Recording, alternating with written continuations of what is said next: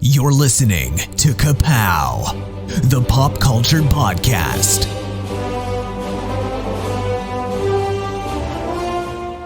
Comics, television, movies, and more.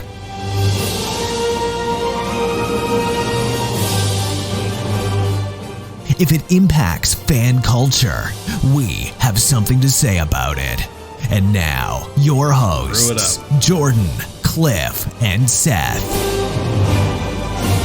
Hey, everybody, and welcome back to Ka-Pow, the pop culture podcast. You are joining us for part 2 of our Marvel Cinematic Universe ranking extravaganza. My name is Jordan Lowe. A nice word. I'm Cliff Barnes. Seth is out on assignment tonight. He is looking, I believe, searching for the Dial of Destiny. He might pop in later, but without a poobah, we've got a few special guests here to join us. The OJ, Mr. Jesse Starcher's here. And am I excited to be here, guys? Middling. It ain't going to be just mid. I'm middling and meddling and happening. I'm happening. Say that again. Call this stuff mid. I think that's an insult, but that's right. That's right. Not for us. I'm excited. I'm glad you guys brought me in on this. I can't wait. Glad to have you. Returning, he was on the first part of this one. Mr. Coach Mayor, man with the slowest internet in Lower Salem. Jared Lowe is here. I am happy to be back. Thank you. So in case you missed it, I hope you didn't. But in case you did, what we are doing is ranking all 32 movies in the Marvel Studios from Iron Man in 2008 up to Guardians of the Galaxy Volume 3 this year. We're trying to put them in order, trying to pick what we like the best. Last episode, we started at the bottom. We went from number 32 to number 22. If you missed it, I guess I could recap what happened real quick before we get started on this one. 32, the very bottom of the list, controversial choice, Doctor Strange. 31, Incredible Hulk. 30, The Eternals. 29, Thor, The Dark World. Number 28, Ant-Man Quantumania. Number 27, Captain Marvel. Number 26, Shang-Chi and the Legend of Them Rings. 25, Black Panther Wakanda Forever. 24, Thor Love and Thunder. 23, the original Thor. And 22, Iron Man 2. So those are now off the board. Those have been slotted in. Love it or hate it, they have got their spot. So what we are doing tonight, picking 21 through 12. So my thinking is, hey, this shouldn't be too high pressure because we're still in that middle category. We might not have huge emotional investment, but as Seth reminded us, you're actually picking the top 10 here, right? Right. What you choose tonight pushes everything else to the next round. So whatever's left behind gets a top 10 spot. So you have both great power and great responsibility. Are you ready? I am. No agenda. Maybe. Yeah, this is we talked last time that again, we like all these movies. There's not a lot of negatives in here. We like them all. Yeah, we're definitely getting into a spot here, especially towards the top of this middle 10, where some really great movies that I really love. Yeah, that I'm gonna have to make the tough decision that they don't belong in the top 10. Right. That last episode. So may get tough towards the top. But yeah, it should be good. Yeah, I definitely would say, listening to the three that went through the last episode, that I probably agreed with Jared the most as far as opinions on some of those movies. Lightning usually doesn't strike twice. So so we'll see what happens tonight. Yeah, Cliff, But you had to first, sit there. You had to sit there with your tongue tied all episode. I So now did. you get to exert your power. I finally get to participate. So, no. Yeah, first thing we got to do is we got to figure out we got rules. We've got to pick an order here. We got stuff to take care of before anybody can pick anything. Seth may not be here, but his rules remain. Just like last time, you're going to get 3 categories: an A, a B, and a C. Each one comes with a choice and a rank and a few special powers. All right, so you get to choose column A, which only has 3 picks: 18, 17, and the final pick 12. But you get 2 vetoes, Right. which is very important if you want to protect something. Mm-hmm. Column B just has 1 veto, but you get 4 picks. The first 2 picks, 21, 20, 16, and 13. And then column C gives you a veto, 1 veto and 1 veto override, where if you don't agree with someone else's use of the veto, you can reinstate that movie where it was. And they get 3 picks: 19, 15, and 14.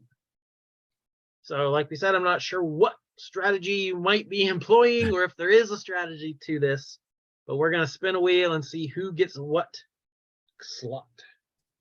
Okay. First of all, we got to find a wheel. All right. Everybody here at the moment should be able to see the little wheel. Now that we understand how wheels work, let's spin it. Click to spin, it says. It's got everybody's name on here. The 3 of us that are participating: Jesse, Coach Mayer, and myself. All right. Here we go.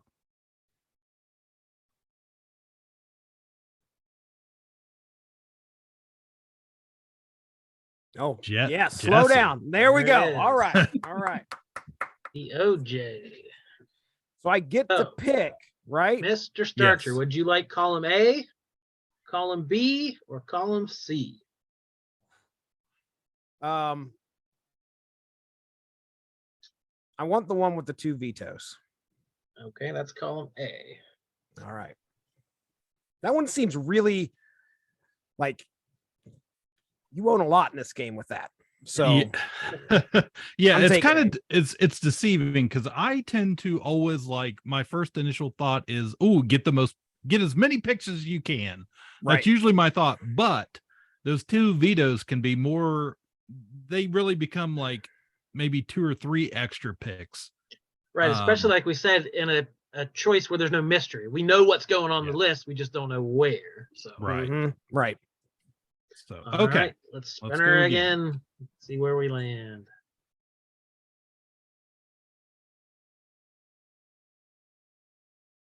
Ooh. Yep. Okay. It's all me. I get the second choice. Column B with 1 veto and 4 picks, or column C with 3 picks, a veto, and an override.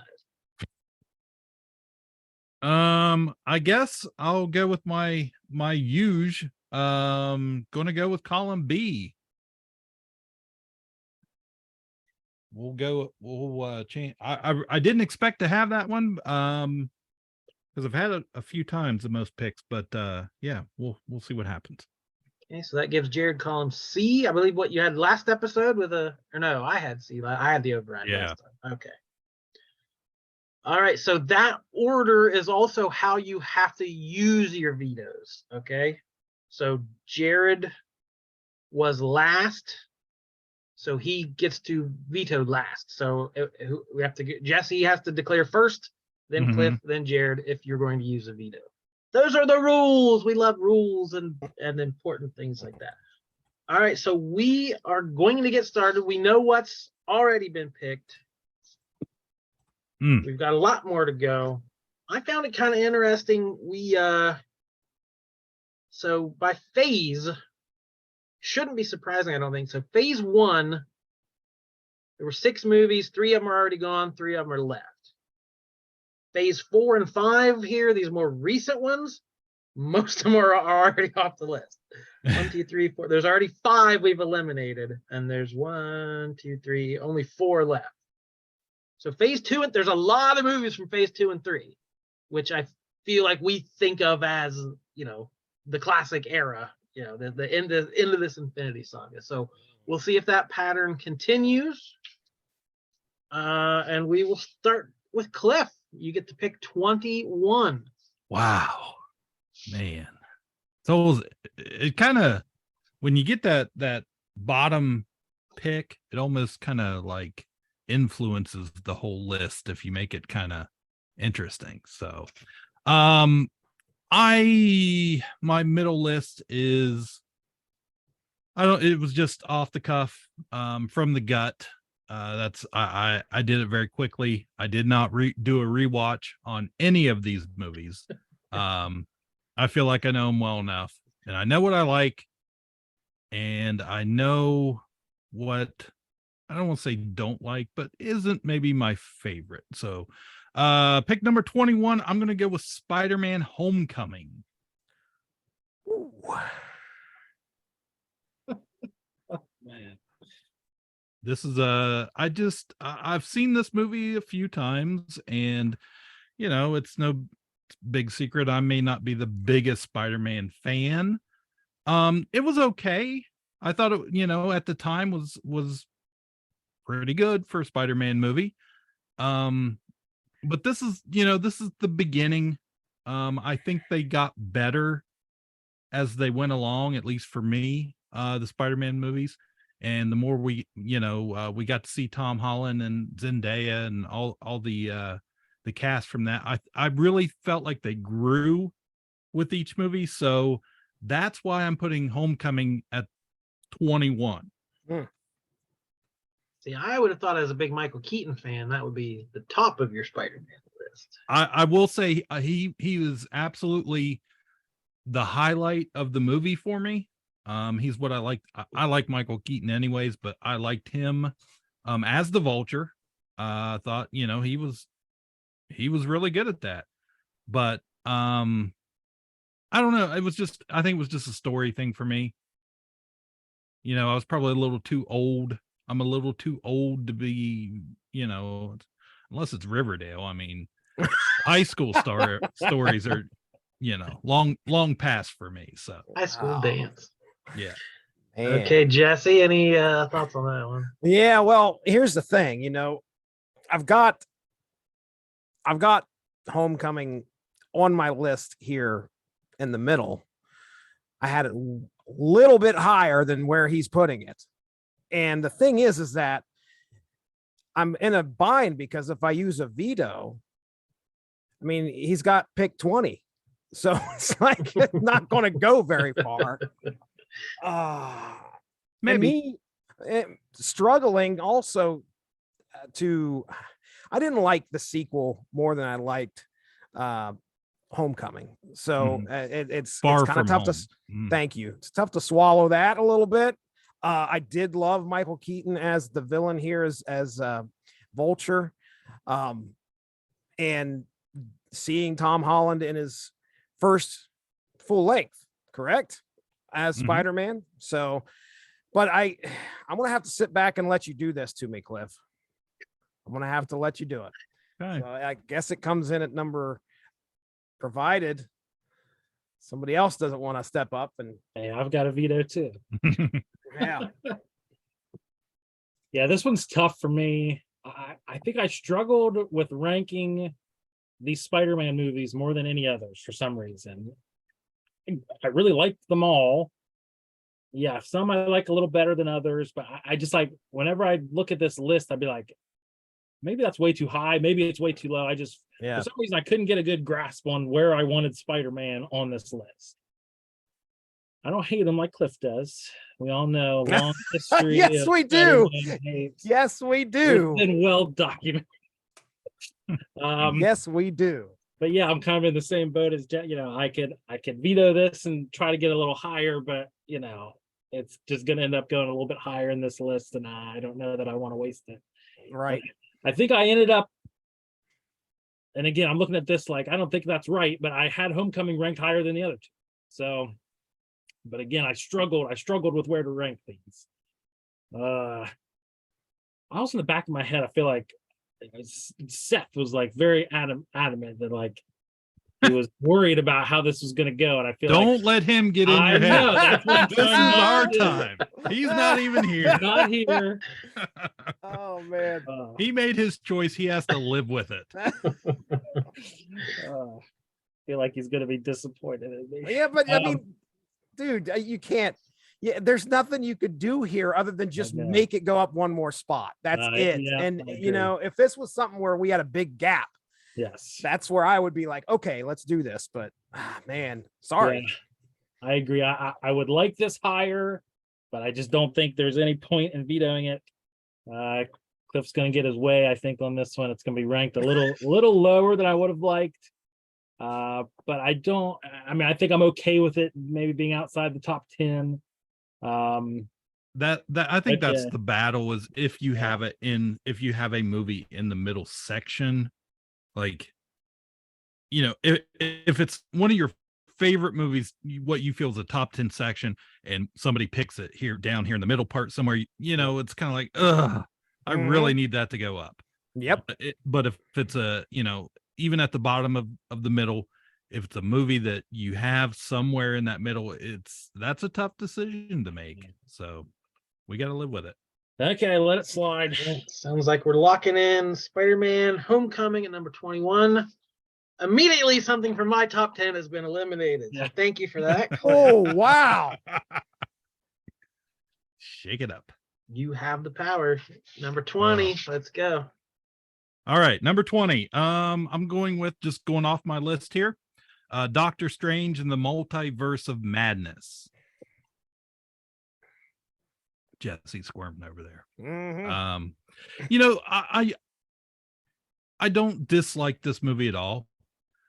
It had some cool stuff in it. It was very different, you know, coming from Sam Raimi. We talked about this, or Jordan, you guys talked about this movie in at one point it was in the bottom of the list in the last episode, and I just don't love it.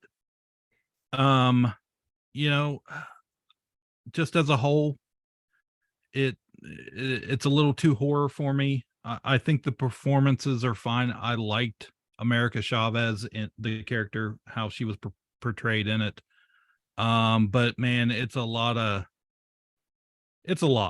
And I kind of agree with what somebody had mentioned last time about, you know, the possibility of this movie not aging well, depending on what happens with the Fantastic Four and casting and X-Men and stuff. Had some cool moments in it. I dug the zombie, you know, the dream walking into the zombie body and bringing that back. I thought it was cool when they played the old X-Men cartoon theme when Professor X rolls across the screen. But I also thought like they were those characters for being, you know, they were the all-powerful characters were just thrown to the side so easily, you know, just defeated so easily. Right. So stuff like that I didn't like about it. I really like Wanda, but I'm not sure the character may have gotten a little too dark for me in this movie. You know, and that may be true to the comics, it may be true to the character, but just my opinion, you know, I don't know. And it's a bummer, some of the behind the scenes stuff of her talking like she doesn't even want to be the character anymore to go out with that. That's kind of a bummer ending for that character, if it is the end. Yeah, I really agree with you in the fact that it got dark enough to where Scarlet Witch was just like killing other superheroes. And I did not, I mean, look, I get it. You know, this is a chance for us to be on the scary side of things and the Marvel Cinematic U, but her being able to handle all those heroes all at once in one, you know, it wasn't like one shot, but I mean, granted, these are heroes that should be able to stand up against her pretty well. They should be able to hold their own a little bit here. And yeah, it was like, I mean, it was, granted, it was great to see them. And that was one of the things that I was reading, is like this film had some great fan service, especially building on, we knew Professor X may possibly be in this movie. Oh my goodness, finally. And then it's like she's just able to wipe the floor with everybody there. Yeah. Mr. All for nothing. Fantastic. And it was just, look, Mark Radlich, just to bring up the Radlich and Broadcasting Network, as Seth calls them, the Radishes and Broccoli Network. Look, he said the multiverse of missed opportunities. When he said that, it rang true with me. It was something that made me go, yeah. I mean, there was so much here that you could have done that just, hey guys, here's everything. And oh, now it's all gone. We're just taking it all away from you. And it's a great, I mean, Sam Raimi. And what a visual feast of Sam Raimi style do we get in this? I had it higher than this. I did have it on my list. I had it higher than this. But there are some sins that I cannot forgive it for. And I think that might be it. So you gotta love that dimension hopping, like what if feeling to it of other versions. Right. There's 3 movies on this list I went to go see in the theaters. And that was, I was like, oh my gosh, here we go. I took the kids to this. We all sat down, we watched it. Colton's sitting there. He's 8 years old. He's trying to figure out why these heroes are getting killed. And I had to explain to him, well, let's go home and watch Army of Darkness and I'll show you what's up. But no, I mean, I'm going to let this one go as even though I had it higher. I'll let you have this one where it's at number 20, unless Jared, you feel free to step in. Oh, we know how he feels about Doctor Strange. Yeah. So this, if I recall correctly, I believe this is the one I tried to put in the bottom of the list, last time out. And I think Seth maybe vetoed it. Tell you, he's living rent free in my brain right now. I gotta forget about it. Seth. Okay. So I had tried to put it on. Seth vetoed. Something else ended up going its place. I think maybe that's how original Thor got in the bottom 10 or whatever. So yeah, I'm perfectly fine with this placing. Agree with you guys. Again, like we're getting into the middle of the list here. I like all these movies. This. I like I like that Sam Raimi kind of brought his own kind of vision to it.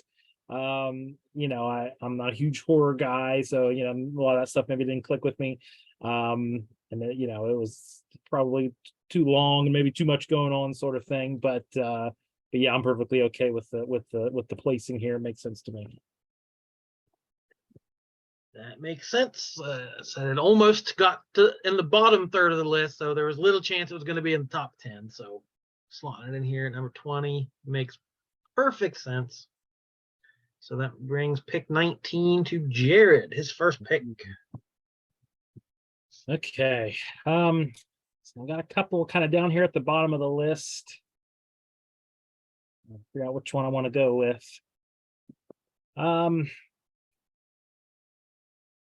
I think I'm going to have to put in,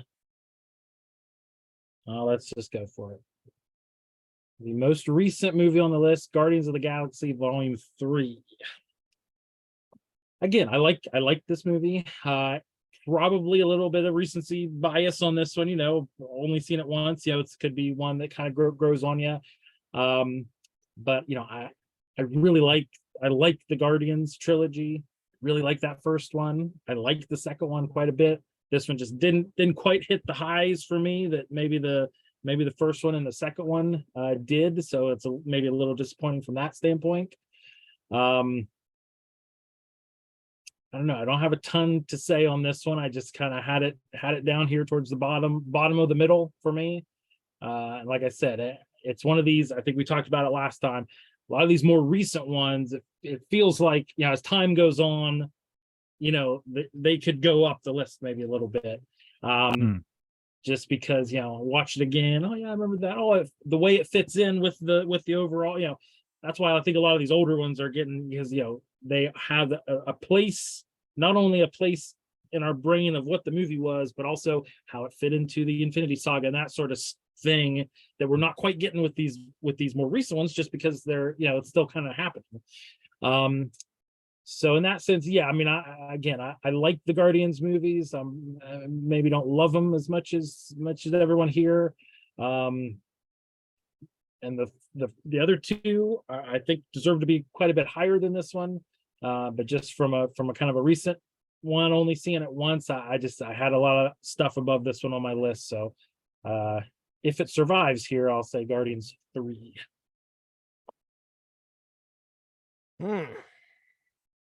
Well, here's the thing. I'll just go ahead and say this right now. This is the one movie that I did not have the chance to see. I had quite a few on there that I was going down through my list, and luckily there was like 4 total, one of which was this, and the other 3 you already knocked out on the previous list. So I was like, man, hopefully it's good enough to make it to the top 10. Apparently not, because now I have to say something about it and I don't have anything to say. So I'm gonna have to. I can't veto anything because I don't really have anything to argue with or support an argument therefore. So you may get this one free unless Cliff has something to say about it. I really like this movie. Guardians, I was not down on this nearly as much as some other people were. I cried, my daughter cried through the entire movie. My wife cried in the movie. We really liked it. Guardians is, that's pretty high up there. And I think as a trilogy, I think it works. It yeah, it had some sad parts in it. Yeah, I get that some people had some issues with, the animal stuff. But I really thought the High Evolutionary was a good villain.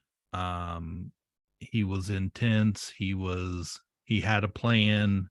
He had maybe not motivation, but it really, it gave us I thought a good, after setting up years and years and years of, why Rocket got to be the way he is, we finally find out. And I thought it paid off for me. It was good enough in that aspect, but it's silly. It's Guardians. I always lean towards those weird oddball mixture of characters that, that the weirdo family always appeals to me in any universe. So but I'll just say, if I can argue, one thing that you mentioned, I don't mind, like you said, it was emotional. I had good emotion. To me, I think I came away from it thinking maybe it pulled the punches a little bit. It's like, everyone kind of ended up happy, and it's like, okay, like I felt like you kind of earned maybe some of those characters like actually dying and like ending their story in a good way. And it's like, and they kind of pulled back at the end, which I get it. You want them in future movies and things, but so I felt like it kind of pulled a little bit at the end. Was one of my critiques. I was fully going into it was like, okay, not which character, but which characters are going to die here. And it was almost like you said, in a way, it was a pleasant surprise, because I was like, oh, what's kind of nice. Like, they get to go on, do their, it's not, we're going to mourn forever. I thought it was going to be Drax or Rocket or somebody was going to end up, not moving forward in that way. But I'm not gonna spin the veto, because as a collective list, we've got what, 5 of us still putting this list together. I kind of feel like I may have a different opinion than the majority here, so I'm gonna just let it be. Yeah, I don't think there's room for all 3 in the top 10, is what I'll say. So maybe something's gotta end up in the middle here. Yeah, so. I definitely had it in the middle of the list, but it was, on the other end. That seems fair. I have no opinion. All right. Jesse gets to make his first pick at number 18. 18. All right. You guys have not clicked off the bottom of my list. So this is going on there, if we can get it on there. And that is going to be Iron Man 3. And I'll say that, I had to let the other ones go, even though this was at the bottom. I really didn't feel like I need to try and make an argument to keep Iron Man 3 at the bottom for some reason. But there's a couple things that there's a lot of good things that are going on with this movie, especially when you compare it to 2. You're watching some human elements here with Tony Stark, him trying to deal with his PTSD and some of the dark aspects of what's going on with him, which is, that's a heavy subject. And when you're talking about especially superheroes and PTSD, and that's being explored, and it's been explored, especially, what was that DC comic that oh my goodness, Tom King, was it Tom King that did it? Flash, something Crisis. Yeah, I'm sure it was something Crisis. Oh, yeah. Final Crisis. No. It was one where the Flash was dealing with PTSD. Yes. I've got anyway every issue of it. We can't remember what that is, but I can tell you this much: it's not a Marvel movie. But yeah, we also got Shane Black coming in here. Heroes in Crisis. Heroes in Crisis. There it is. Yeah. There it is. But we got Shane Black coming in here, making a Christmas movie, which he's kind of known for.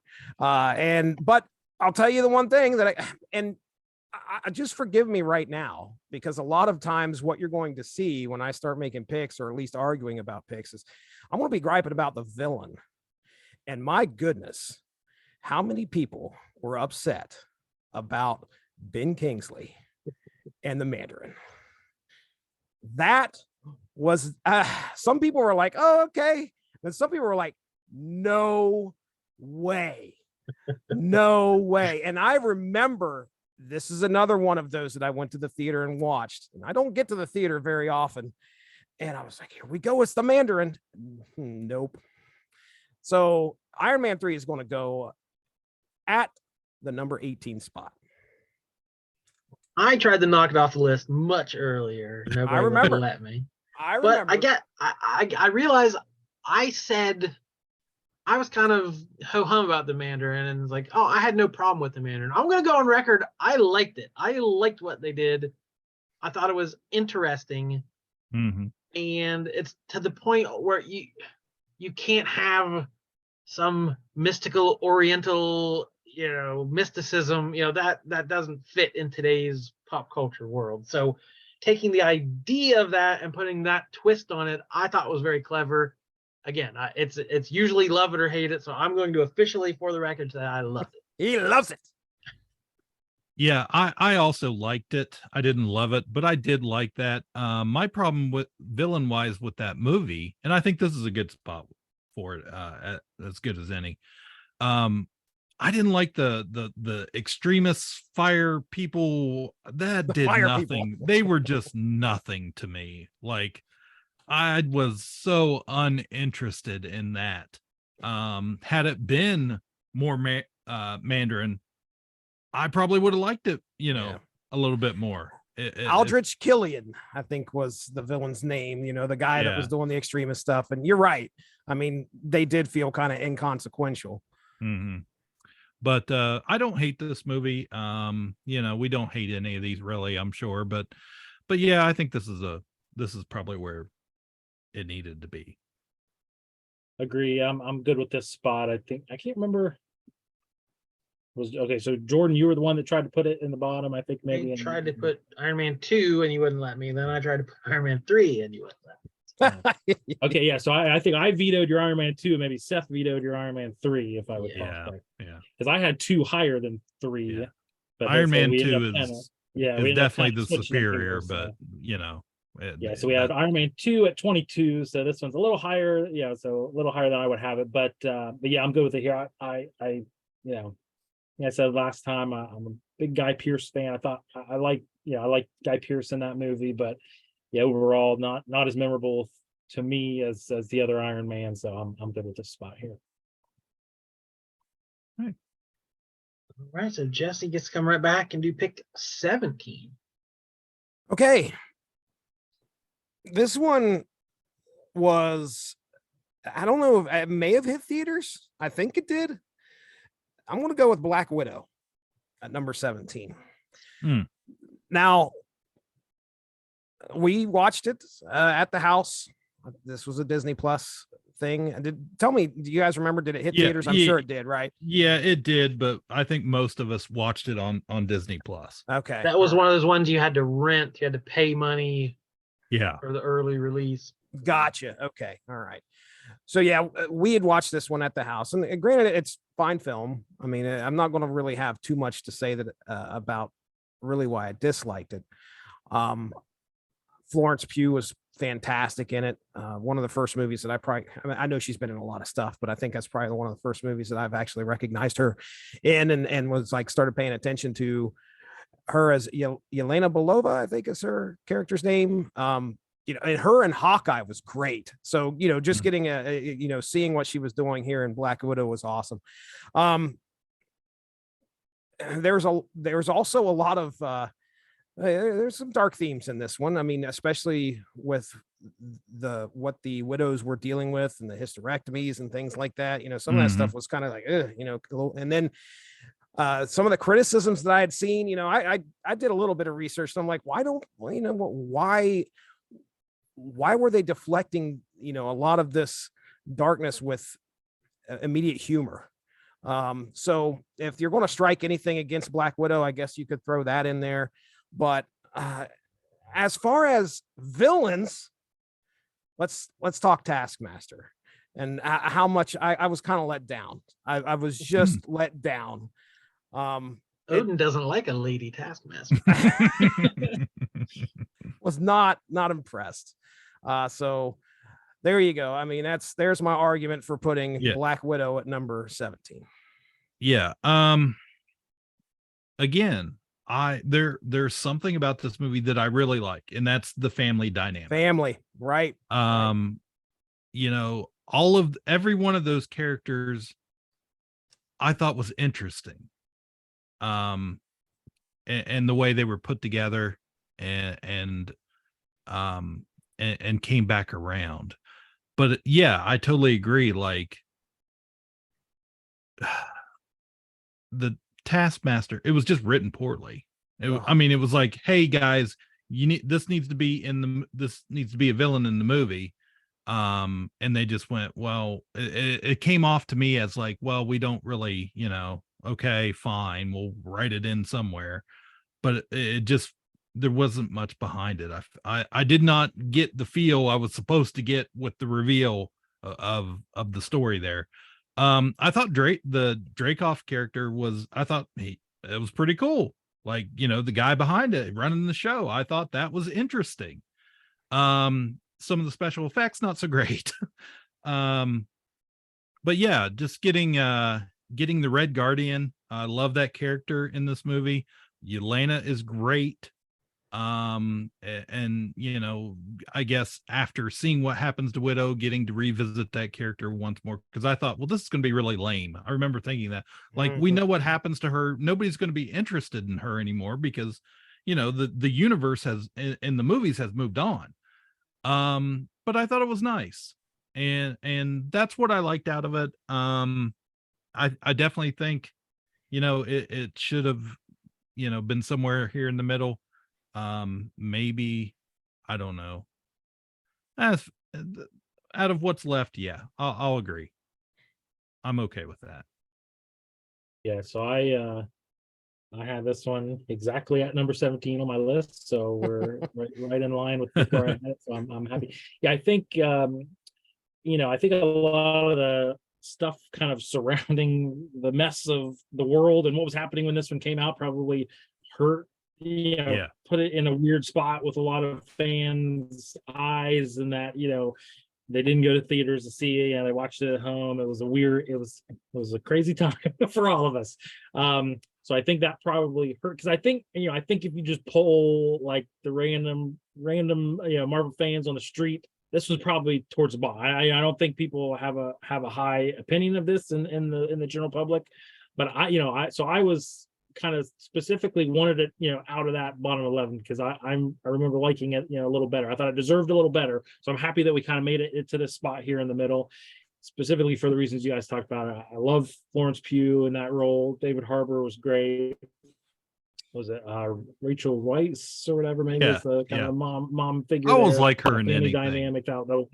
Yeah. So that was all good stuff for me. And yeah, I mean, not a perfect movie, but yeah, I think just everything that went around it, kind of coming out, made it kind of a weird thing. And then people don't maybe think of it in line with these other movies about Avengers and things, but that's really what it was, and I thought it was done pretty well. So yeah, very happy with this placing here. Yeah, for sure. Like you said, I don't know any movie on this list had the deck stacked against it more. Yeah. Like if this had come out in phase 1 or 2 when we were introducing all the other Avengers, like it should have, I think we get a great spy thriller, fun origin movie. Well, why on earth we waited this long till after the character was dead to explore her makes no sense. But I do hope, like I said, the Taskmaster, we're pretty sure they're coming back for Thunderbolts, right? So maybe we'll get some redemption for that character. Maybe we'll learn a little more about him, and maybe it'll flesh that out a little more and make us like her a little bit better, is my hope. But think about that too. Like you said, had this movie came out in like phase 1, think of how much Red Guardian we could have had. Oh my gosh. Would have been so great. So, okay. All right, guys. So that makes it the halfway point. Ooh. So this next pick is the first pick of the second half, or the top half, or whatever you want to call it. So Cliff gets pick 16, and we're shooting to the top. Oh my goodness. Yes. Wow. I'm just our list and my list are looking pretty similar as far as what's off the board right now. So I am going to go with my number 16 on my list here on the list. And I'm going to choose Avengers Age of Ultron. It's a movie I actually saw I watched part of. It was on TV or something not too long ago. I just remember not caring that much about this movie. Like it was fine. I thought, James Spader, he's awesome as Ultron. This should be great. But I did not like what they did with the Scarlet Witch and Quicksilver in their debut or whatever, them in this movie. I just didn't care for it. I didn't like the origin of it. I wasn't big on the storyline. I will say this was kind of like the first movie that the Avengers are like the Avengers. They're in the beginning of I remember that first scene, they're working together as a team in tandem, doing all these cool moves and combos. And that was awesome. It should have been more of that, I thought. But this is the movie where we get Vision in it. And I don't know. It just, it just never did. I feel like it was a middle of the road movie for Marvel, and it should have been better than it was. You had to amp it up with the sequel. This is the second Avengers movie, correct? Yeah. Number 2. Mm-hmm. So it's kind of tough to follow that up. You got to have a good story. You got to have a good villain to try and really amplify things.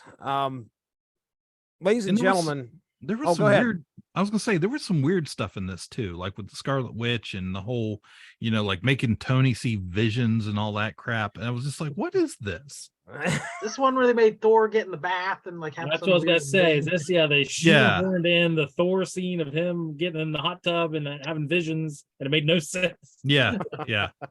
Sorry, Jess, I didn't mean to interrupt you. Oh, you're all right. I was just going to let everybody know something that everybody probably already knows, and that is AI is not your friend. Okay. I think that was 2015. You're now 8 years outside of Age of Ultron, and folks, it's getting even closer. James Spader is going to be voicing Siri before long. Just be ready. But yeah, I mean, I agree. I'm not going to argue against this pick because I actually have it just one spot above where this is landing at. So it's not like I'm going to have a hard time with it being at number 16 here. James Spader, yeah, I mean, I remember watching the trailer for this thing and going, oh my gosh, this is going to be awesome. This is Ultron. This is one. As far as villains go, I'm fine. Yeah. I'm perfectly fine with Ultron and James Spader as Ultron as a villain. But yeah, there was some weird stuff. I mean, again, you got to try and follow up Avengers. Was it done well? I don't know. I think there's an argument to be had that no, I don't think it was. But it's like the movie, the whole purpose of the movie was to set up more movies instead of just making an awesome movie and going, okay, let's move on to the next thing. It was like, no, we're going to use this to set up what happens in the future with Tony and Cap and, all this. I don't know. I'm okay with that. Right. I'm okay with that as long as it's going to fit into the larger narrative well. That's the main thing. And it does at some point get referenced to, I think, later on down the line as we're watching all of these citizens of Sokovia almost just in peril here. And there's going to be an argument to be had in a later movie about that. So, but yeah, you're right. It is a stepping stone. And yeah, I mean, as far as I enjoyed the movie, I'll be okay with it at this spot. Yeah, I think I had it maybe a couple slots higher, but not a ton, right? So that this is probably about, again, we're in the top half of the list. These movies are all great. They all have great things about them and great moments and great scenes and great, I think with this one, I think about, them hanging out in Avengers Mansion, having the party. Like, I feel like if you're, I hate to keep bringing up Seth, but if you're a guy like Seth who's been reading Avengers, for 30, 40 years, like he probably ate that stuff up, right? Avengers hanging out in the mansion, that kind of stuff, probably loves that. Doesn't the hammer move a little bit for Captain America in this one too? Just a tiny little bit? Yeah, exactly. Foreshadowing. But there was a little bit of that stuff. Yeah, the Thor scene that they kind of stuck in there that had nothing to do with anything, but it was all about, they're trying to explain Infinity Stones, and okay, we get it, it's the larger thing that's going on. But yeah, it definitely took away from this movie and this story. Yeah, I liked the Ultron character. I thought that was a kind of a cool way to do it. Again, it's similar to the comics. It's it's their own creation has kind of gotten out of hand, and AI. That's the AI fear, right? The second it comes online and becomes conscious, it's like it can download the world's knowledge in a nanosecond and can take over the world, right? It crosses that threshold, and it's like, oh yeah. So I love that kind of stuff. But yeah, I mean, again, a lot of things I love about it. But I think this is probably the right spot for it on our list. We're too much in agreement. There's no vetoes. Yeah, I feel like we're racing right through this. I always feel the need to defend this movie. I don't know from who, but I feel like I do. Because when it came out, I know fans were a little let down. Like we were riding that high, these first two phases. And I remember critics didn't like it as much. And critics were being very kind to a lot of these movies, which they never were before to comic book movies. Mm-hmm. And so this was the first one I remember being kind of let down, let down. And I am sure I felt the same way. Like, wow, Ultron was kind of weird and quippy. And if you don't like that Joss Whedon snappy patter from everybody, like I can see that getting on your nerves, especially from a robot. But if this one is on cable every weekend, and anytime I flip past it, I will stop and watch a minute and be like, wow, that's a fun scene. The Vision stuff. That ending with Sokovia shooting skyward and them like holding off the drones, circling around the thing to fight off all I love the last half hour or so. Them rescuing civilians and pulling people out of cars, and Quicksilver running around saving everybody and sacrificing himself. Like, I adore the ending to this one. So this is definitely one that whatever initial letdown I had has grown on me. It's not a top 10 movie, but it was the top of my middle category. So yeah, this is a fine slot for it, but I feel like all the other Avengers movies are beloved, and this one's kind of the stepchild. And I always feel like, no, but this one's good too, you guys. But it is fourth best. So I have to admit that, and we'll move on from there. Yeah, the other thing about this one too is I think it's interesting that the fallout from the events of this movie resonate more than a lot of these other movies, right? So Civil War is all about what happened in Age of Ultron, ultimately leading into how all of the relationships are fractured when you get into Infinity War and that kind of stuff. It's it has a very long kind of fallout from the events, which kind of, when you look at it from a whole, it's okay, yeah, let's not discount Ultron. It was trying to do something, and it had all these effects on these movies down the line. But yeah, looking at it just kind of on its own, yeah, I don't think it stacks up maybe to the other Avengers movies. Again, top half, great movie, but this is the right spot. We're getting into the cream of the crop here. I love it. Oh yeah. All right, so according to my math, there are 4 picks left in this episode, and there are 4 vetoes left. So let's unsheath them, boys. Let's let them rip. I've had them ready to go. Let me just tell you that right now. But things are, we're going to see how things unfold here, because we're going to make sure. I think get a little messy. Basically, exactly how it happened last time, right? We kind of were in agreement until we got to the last handful of picks, and we just vetoed everything because we were thinking, okay, let's get it up to the next spot. So that's what's going to happen here, I have a feeling. All right, so Jerry gets his second pick at number 15. Okay. Well, I'm gonna stay true to my list here and go with what I've got kind of marked a little bit lower than 15. From 2018, I've got Ant-Man and the Wasp. So this is the sequel to Ant-Man. I love Ant-Man. I really like these movies. What I like, so I ranked, I think maybe I was the one that picked? And I don't think I was. Okay. Quantumania ended up kind of lower on the list, right? Seth picked that one as the newer one. I also had a bum list. I can't remember if I picked it or one of the other guys. But I think one of my criticisms of that movie was I like kind of the smaller scale of the Ant-Man movies, right? It wasn't global, destruction and things like that, like every other Marvel movie. I kind of like that the original Ant-Man and the sequel had a little bit smaller scale. It was, it was Ant-Man and his family and his friends, and he was fighting the good fight and kind of doing that ththing. So that's why I like these first 2 Ant-Man movies, and I definitely want them higher up here on the list. I don't know. I mean, I think I like the original a little better than this one. So I'm thinking back to the original of like the Michael Pena character. He was so great in that original, kind of out of the blue. And then I felt like in the sequel, it's like, man, he was great. Let's just do the same thing again in the sequel. It's like, okay, yeah, I liked it again. It's great. But it's like the novelty of that character, I just liked it a little better, in the first one than the second one. So this is the one with Ghost is the villain here. Mm-hmm. I don't know what the kind of public opinion is on that villain. I think it was an okay take, on that, on kind of a villain character, kind of a tragic character. You kind of got some of the motivation there. And I thought it was interesting. The Lawrence Fishburne character is he's not a bad guy, right? But he's trying to help this girl. So I liked kind of the complicated dynamics of the villain thing kind of happening there. I don't know. I'm just talking about how I liked it. Walton Goggins is in it. I love him as an actor. Michelle Pfeiffer, though. There he is.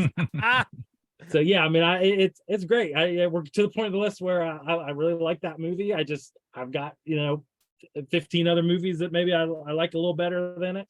So this is where I've got. I don't know what's the thoughts from the other guys here. Well, I think go ahead, Jesse. I can tell you that this is exactly where I want to have it. I had it lower on this list, and I didn't want to argue for it at any point. So this is perfectly placed, in my opinion. This is a feel-good movie. I went to the theaters and watched this. This was funny because my daughter, she's followed along with these Marvel movies, no problem. But it's when we got to take her friend who had never seen a Marvel movie before, we had to explain what in the world the end credit scene was all about. She's like, "What happened? What is that? Why is everybody gone?" But yeah, I mean, I had a great time watching this film. It was a fun time, fun ride, and this is the one. Isn't like Anthony playing the drums? Is he playing Rock Band in this one? Yeah, it's great. Go Anthony. Walter Goggins.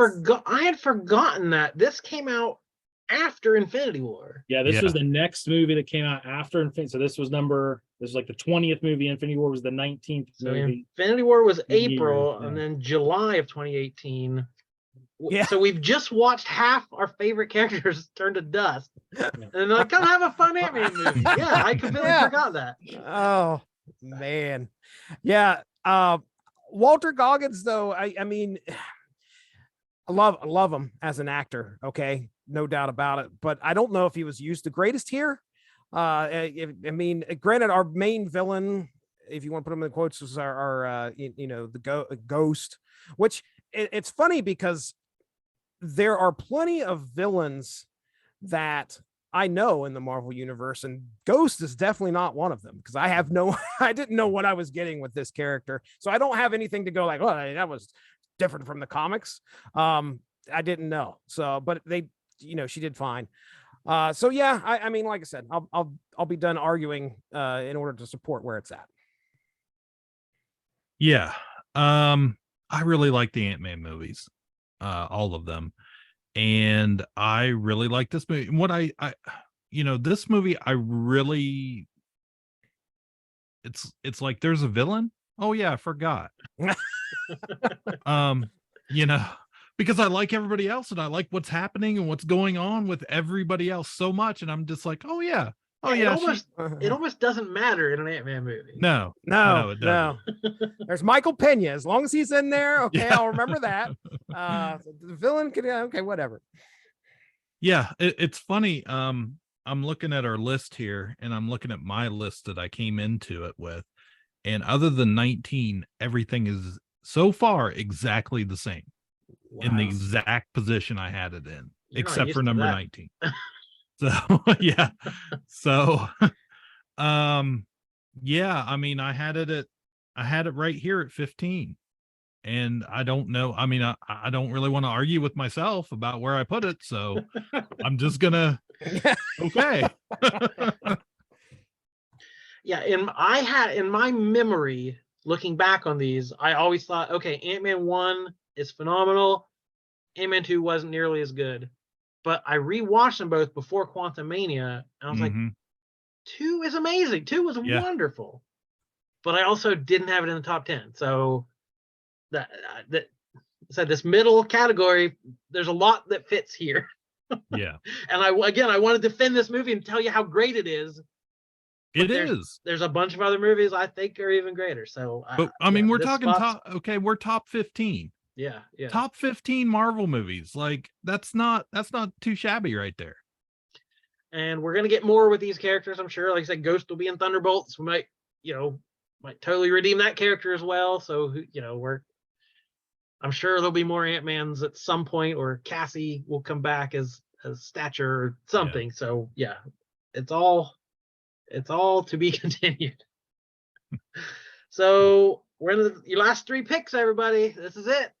This is your last shot to get something into the top 10 or to keep something out of the top 10. You got to figure what's your motivation to get your favorite movie bumped up, or to make sure something else does not make it there. Yeah. So Jared, you get pick 14. Yeah, this is tough here. So I'm looking at the one that I've got ranked lowest. It is not on the list yet. I'm trying to decide if that's the one that I want to put here. Because I do feel like Cliff says he has a list that's numbered and he's going to stick with it, but like it is fluid. Like at the end, the end of last episode, I hated all 4 Doctor Strange movies being done. So like you sometimes have to pivot to see where the list is taking shape. So you might want to tweak something you wouldn't have expected. But who knows? It's your pick. Go nuts. I'm looking back at last week, and I do see that there was one that Seth tried to put in the bottom that's still hanging out there. He didn't get his way on this one because I don't think I'm going to pick it either. Not your job. Exactly. Gosh, it worries me. Man, I think I'm gonna see everything's a little jumbled now. It all goes back to Cliff putting the Homecoming at number 21, and this is everything else. Because I had that one higher, and I kind of feel bad, but the lowest one on my list right now, I gotta say, it's Spider-Man Far From Home. That's the second one, right? I want to make sure I get it right. That's the Jake Gyllenhaal, right? Far From Home. Yeah. Yep. So this is the sequel. This is the second. See, I'm worried that I'm setting up a Spider-Man less top 10. Could we possibly do that? I got the veto maybe, so I can make sure it doesn't happen. So I'm going to stay true to my list here and put Spider-Man Far From Home at number 14. Again, we're talking top 15, top of the list. This is great.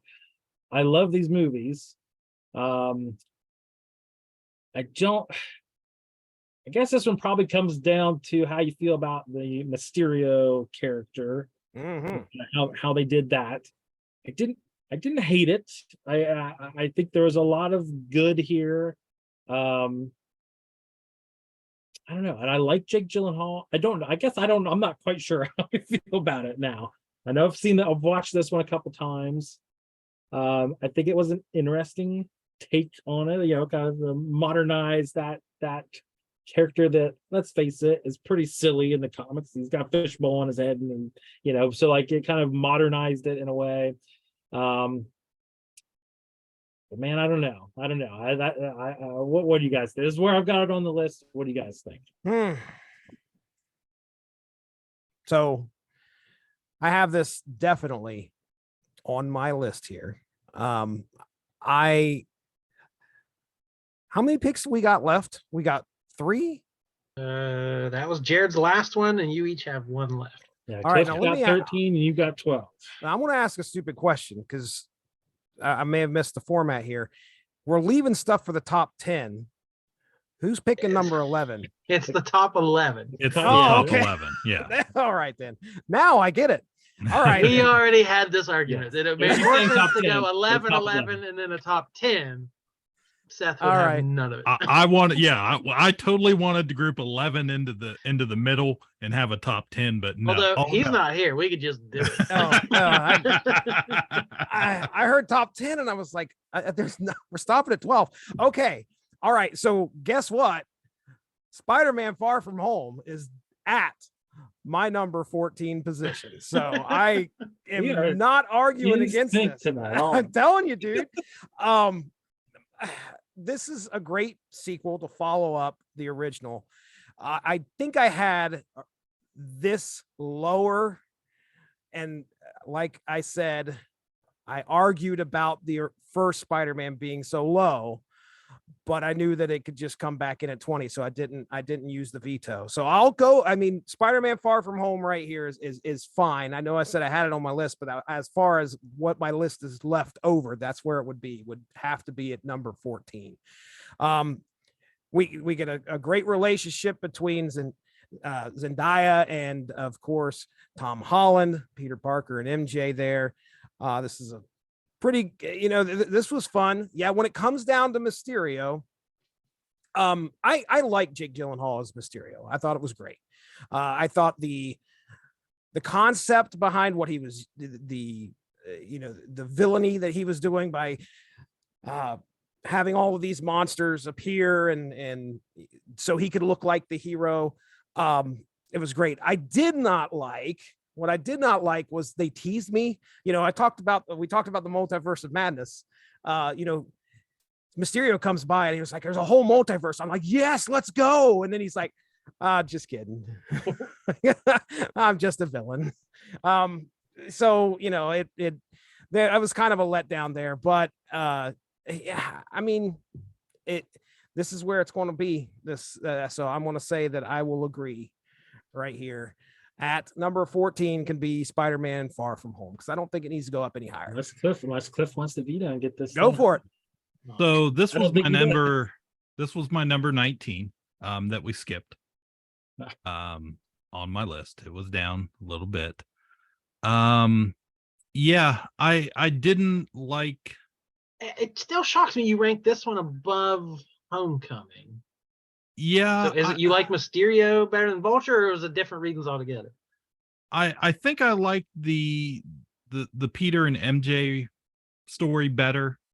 In this one is really what JK it was. It's progressed a lot further. Yeah. And I thought it was kind of cool. Like they're on a field trip, overseas, and yeah, I thought that's a better or a different idea for these movies. Taking them out of New York and into a place where people don't know who Spider-Man is or whatever. As probably any Swiftie out there would probably agree that Jake Gyllenhaal is probably was a better real life villain than a pretend one in this movie. He said Swiftie. He said Swiftie. I said Swiftie. My daughter's a Swiftie, so yes, I've heard all about Jake Gyllenhaal and his crimes. Oh, absolutely. It's dinner talk table at my house. So yeah, I didn't, I thought the suit would look cool, but the whole, I don't know, I just didn't buy it. I would have rather, and I get it. I know the story, the character from the comics. Oh, he was a stunt man or a special effects man and that type of thing. But it just seems so lame and unbelievable seeing it in this movie. I did not like, we're using drones and crap like that. I'm sure a lot of people do. I was like, that's it, drones. Okay, projections. Drones. So yeah, it was my number 19. I was gonna throw this movie out there one way or another. So Jared did it for me. Yeah, I definitely would have flip-flopped the two. I put Homecoming way above Far From Home, even though Far From Home's fine. I like it. Yeah, I would definitely have had it at the bottom of the list and Homecoming up higher. Because this one ends. He reveals his identity. Like that's a big thing, and we were left hanging on that for so long. Yeah. And who did that, by the way? I mean, well, I should say who reported on that. One J.K. Simmons. Jolly Jonah.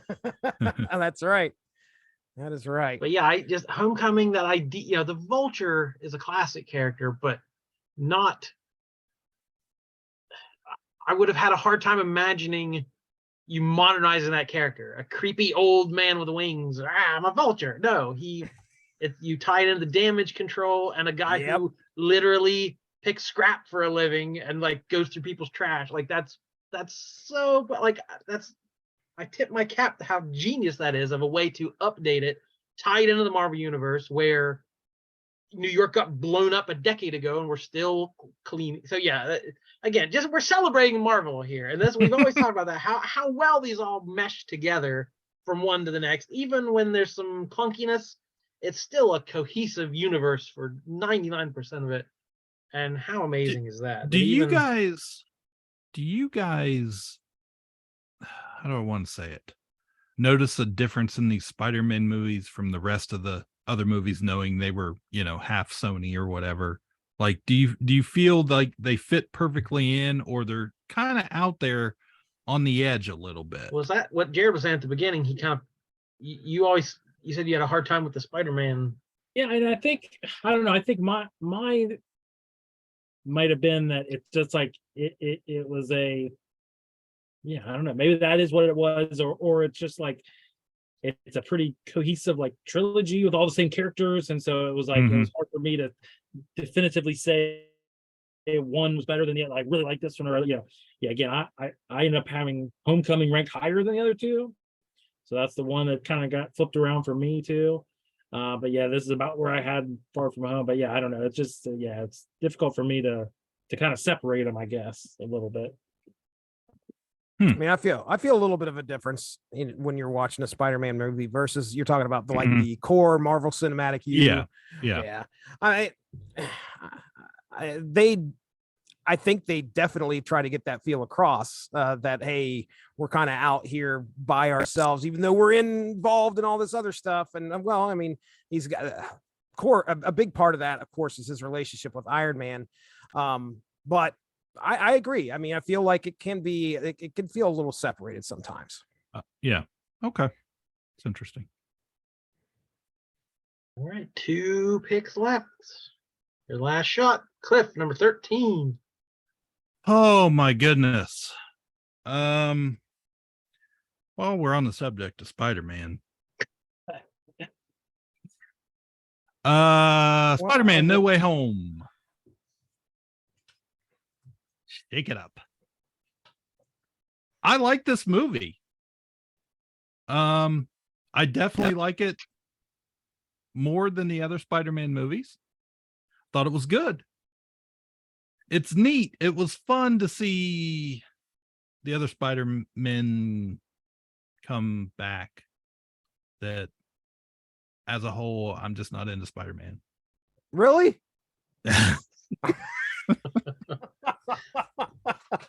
Really now? Yeah. So and this was Spider-Man and Doctor Strange, and really for me it was just those are 2 characters that they're fine, but they're at the bottom of my list of the established what we're dealing with characters for me. So I had fun going to see it. I had a good experience. I liked it more than I ever thought I would, but there are so many more movies that I like better than this one. And that's what it comes down to me. It's not a vengeance thing on Spider-Man. But there are just, when I'm looking at my total list, that's where it fell. And I like a bunch of other movies better. So I had the villain. Yeah, right over there, folks. I had the worst poker face when you released what that pick was going to be. Yes, I am absolutely vetoing that from being at number, what was this, number 13? Yeah, 13. Yes. I mean, we're at the top, guys. Yeah, like we certainly are. It's not like I threw it out there at 21, 20, and 19. I mean, I saved it for the top. You're top of my middle list. So your argument for me not to use my veto would be that you don't like other movies. No, I fully expected you to. Okay, good. Honestly, to use your veto. That's right. fine. But now, he's saying I should have put this way lower and made you use a veto. He did you a favor. Yes. So Jesse, I'll just say I agree with Jesse here. I think this is a good veto. To be honest, I didn't have it a ton higher on my list, but I feel like I want to have a little Spider-Man representation in that final episode. So this is one that's worthy of maybe bumping up the list. I think, when I watch these movies like this one, in the theater with my son, like tried not to hear too much about it going in. Mm-hmm. But you kind of heard rumblings of maybe what was coming. But yeah, like when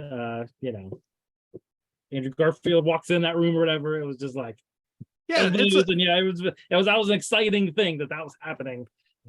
We're enjoying that in the theater with my son, so that bumped it up a couple notches for me of just that getting to have that experience with him. But it's a good use of a veto here. All right. All right, so Cliff needs a replacement at number 13. Okay, I sure do. Next on my list, I'm just going on my list. Don't blame him. I'm just going on my list here, folks. It's the list here, guys, and it's I made that list on how I like these movies, and since I can't have Spider-Man, I'm going to go with Captain America: Civil War. Whoa, man! Wow. Now I have to say, I've been sitting here all night, shocked that the Captain America trilogy. No one has said the word Captain America in 2 episodes. I was like, are you going to let Seth have all 3 Cap movies in the top 10? No way. I couldn't imagine, but No way. we still have vetoes on the list. Anything could happen, but go ahead. Yeah. Civil War, you're saying? Civil War. Yeah, I agree with some of the criticism at the time. It was kind of bland. And kind of, I don't know, almost boring at points. I'm not a big hero fighting hero guy anyways. Everybody again made such a big deal because Spider-Man was in this movie, and I was just like, yep, he's in this movie. That took it down a notch for you. Yeah. Oh man, there's an agenda here. Ant-Man should have squashed him when he had the chance. Just like a fly on the windshield. Does this go to Jesse first and then me? Is this how? Yes, I think. Yeah, I've got a. So this is the 3rd solo Cap movie, right? Yeah. Yeah. This kicked off phase 3. And yeah, we'd already had a couple of Avengers movie, but yeah, did this feel more like an Avengers movie than a Captain America movie, maybe? Yeah, somewhat. It's like it almost couldn't make up its mind what it wanted to be a little bit. But we were expanding the universe so much at that point that it wouldn't make sense for Cap to be doing something and not have these other characters involved somehow and have feedback from one thing to the next. Like, that was where we were at that point. Everything was really entangled. Yeah, and I remember just being like, yeah, it's a good movie at the time. I still feel that way. We're pretty high up on the list. Again, there's just stuff I like better than this movie. And I still, after rewatching it, I still feel like, yeah, this is a good movie. It's not anywhere near my favorite of any of these movies. It's really good. Sure. It's pretty high up on the list for me, but I do think there's better Captain America movies out there, or movies that have Captain America in it. And I know people went nuts over it, but it was just kind of, okay, that's, fine with me. And that was my initial review of it. And I still kind of feel the same way. It hasn't moved up for me. So Jesse has 1 veto left, and he gets the next pick. So he literally has nothing to lose. Correct. Jared also has 1 veto left and a veto override. So here's the thing. Okay. I want you to listen. You just listen to me, Jared, because I'm going to explain to you why you need to use your veto next. Yeah, you're wanting me to use it, so I can't use it on you. That's right. He's trying to protect his own picks. Civil War, one of the most compelling movies, in my opinion. This is definitely top 10 worthy. There is a movie here that I want to make into the top 10. And I feel like this deserves to be there. This was an adaptation. Granted, it wasn't the scale of the Civil War that we got in the Marvel comics, but my goodness, folks, I mean, this was some great tension between superheroes at the time. And yeah, I can't believe that, if you pick up a Marvel comic, you're going to see hero versus hero a lot of times on those front covers. You're wondering why these guys are at odds. And this was a great way to get that across to a very, it was a relatable concept as to why these two groups would be arguing or fighting over this. So I really do feel, Jared, that this belongs in the top 10, but I will tell you, top 11, I will tell you that I'm perfectly content with letting you feel the responsibility of letting Seth down. So go ahead, sir. Oh, man, what a play. I'm going to use my veto. Yes, 100%. Jesse, that's actually a good point that I agree with, is at the time the hype was so high on this movie. Part of the reason why I'm like, is probably I do think it was a little bit of a letdown on the scale of it, because yeah, comparing that story, Marvel, what they've done great about these movies is they've used so much of the original material, and then this thing came and it just wasn't on that scale at all. I saw the meme, which was, a picture of what Civil War looked like in the comics, and then the empty tarmac of like 6 superheroes going at each other in the movie. But you can only do what you can do. You can't bring everybody in. We're going to save that for later. Trust me. We're going to get a little bit of there's going to be more characters on the screen in a bigger battle. But anyway, go ahead, Jared. I will say, I think what it did maybe better than the comics, because the comic, the tagline was, "Whose side are you on?" And it was, Captain America, don't register, heroes shouldn't have to register and give away their identity. Iron Man, yes, we should have accountability. Everyone should register with the government and be trained like police or the military. And the idea was they're both right. And whose side would you take on this complicated issue? And the comics ended up making Iron Man the villain. Like, Iron Man did some underhanded stuff, and it wasn't as even an argument as it should have been. And the movie did that a little, like, this is a Captain America movie. He was the good guy, where, but I feel like the movie was maybe even more subtle, or more, there was, it wasn't as black and white. Iron Man had very good points. Like, Sokovia was nearly, we screwed up. An untrained hero killed a bunch of people.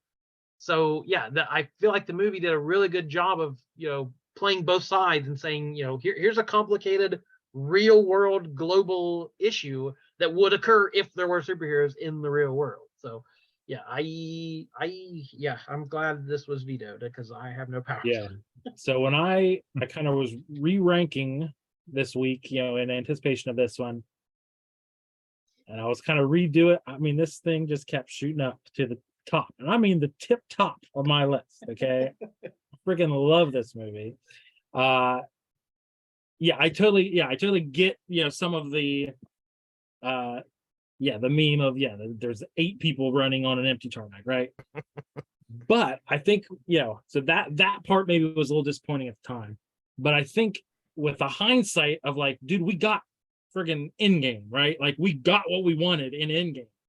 We didn't want that then. We thought we would. We thought we did, but we didn't. We did not want or need that in 2016 when Civil War happened.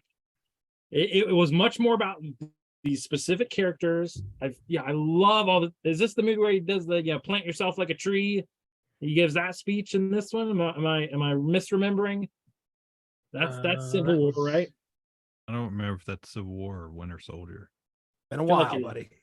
But I mean, it's you again, it's a lot of the Jared, from Age of Ultron. You get, you totally get where Tony's coming from. You get his frustration with, like, this, we need to do this, but you get where Cap's coming from. So I love that dynamic of those two. I love them rounding up the other guys, pulling in Ant-Man and all that kind of stuff. Again, it was a moment for me in the theaters when Iron Man shows up in Queens, and you're like, oh, here it is. It's happening right now. Spider-Man's in the MCU. This is huge. For those of us who don't hate Spider-Man, that was a big deal. This one kept climbing up to the top of my list, and I'm talking like top 3 of my list. So I cannot abide it at 13. So I have to leave. Now you say, oh, we didn't need that big thing, that big end game moment in 2016. I could have used a win in 2016. I would have happily taken that in 2016. I got you. That's fair. We got to build our way up to it. We gotta work our way. It's a universe, a cinematic universe we're developing here. Stepping stones. Go ahead. And these characters are so well defined by this point. You say hero versus hero is boring, but, like, the hero stuff was great. Cap, comparing Brooklyn and Queens. Black Widow being like, I don't want to fight you. Like, we're buddy. Like, the Black. We don't mention Black Panther. Introducing T'Challa at this point. So, like, yeah, that the airport fight, you can call it a letdown, but it's so well done character wise, and I think the action's really good. We get a big surprise with Ant-Man becoming Giant Man. Yeah, I don't know top 3, but yeah, I'm high on this movie as well. So Cliff gets a third pick, and Jesse still has a veto, so you better do it right. Just gonna keep picking. This guy knows how to play the game. Yeah, we thought we were zipping through this, but we're gonna stall. I knew the Nah. top was gonna be there was gonna be an argument for some stuff. I get to pick again, and I'm just gonna stick with Captain America and going with the first Avenger. Again, movie I really like. I love the World War II stories. You know, the first Avenger. Okay, well, maybe that title's a little, I don't know, maybe not. I might have called it a little something different, but that's fine. That's fine. Yeah, it's just, I like all these movies we're getting up into. I can't say I don't like any of these, you know, I just can't do it. I like these movies. But you know, as far as this one goes, you know, it's a little bit of maybe the effects aren't as good in some of the spots. Yeah, that's about all I got. We've all seen it 100 million times. So yeah, as far as what remains on my list, this would have been where I put this then. I'm not going to argue against this. Is this our first look at Chris Evans as Steve Rogers in this film? I mean, yes. I mean, and of all, there are some great casting for all these characters. I would say Robert Downey Jr. as Tony Stark really surprised me at how great that was, and Chris Evans as Steve Rogers. Granted, he'd been in a few Marvel movies before, Fantastic Four, ladies and gentlemen. So he knows how to play a superhero. But I mean, as Captain America, Steve Rogers, he did a fantastic job, and he will always be Captain America, in my opinion. As far as the movie goes, yeah, it's a great movie. Today I spent. Go ahead.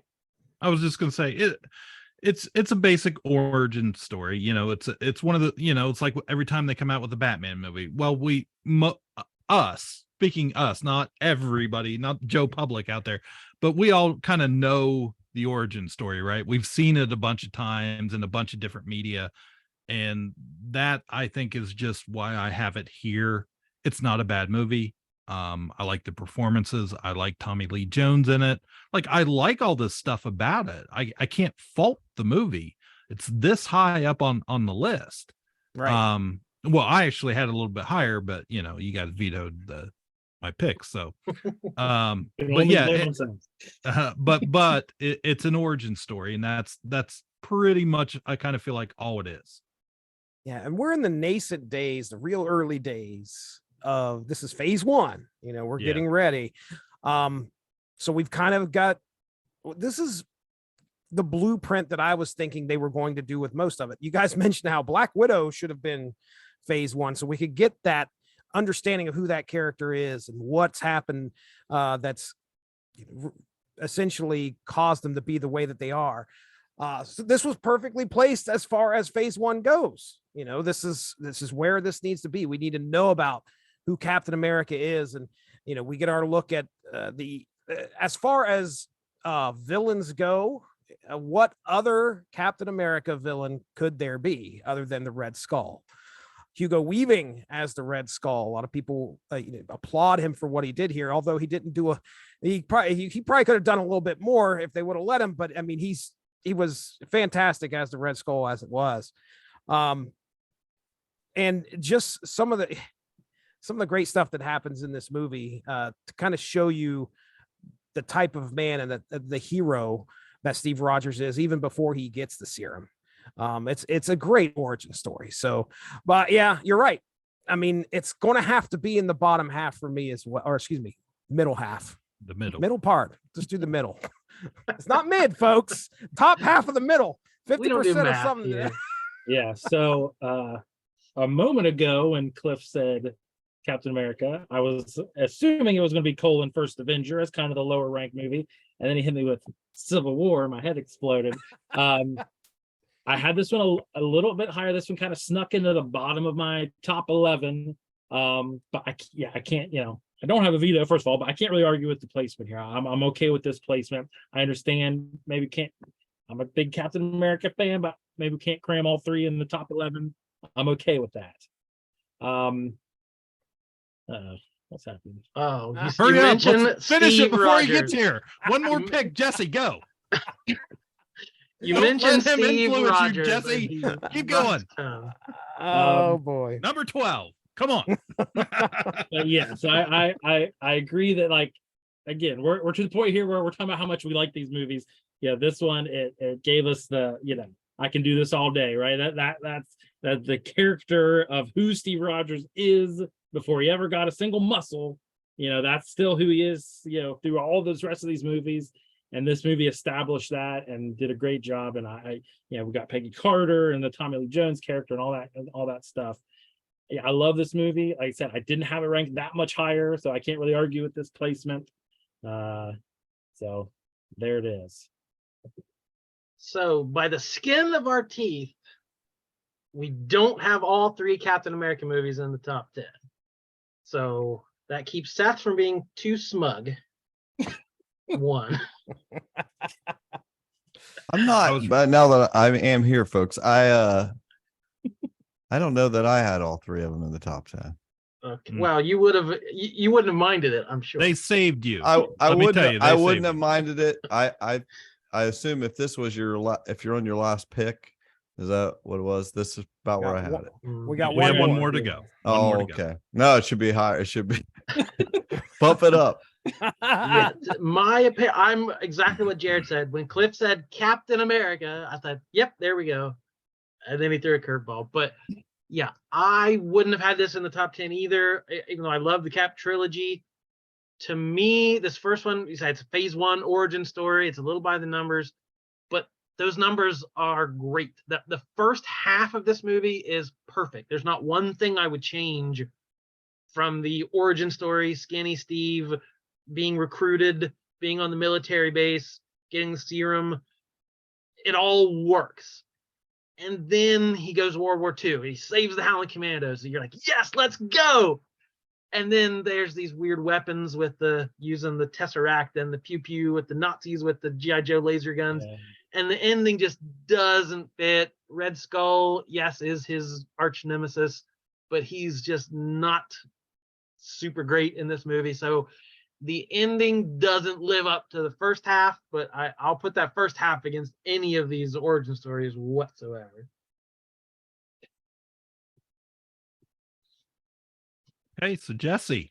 All right, so with pick number 12, this is the last pick before our top.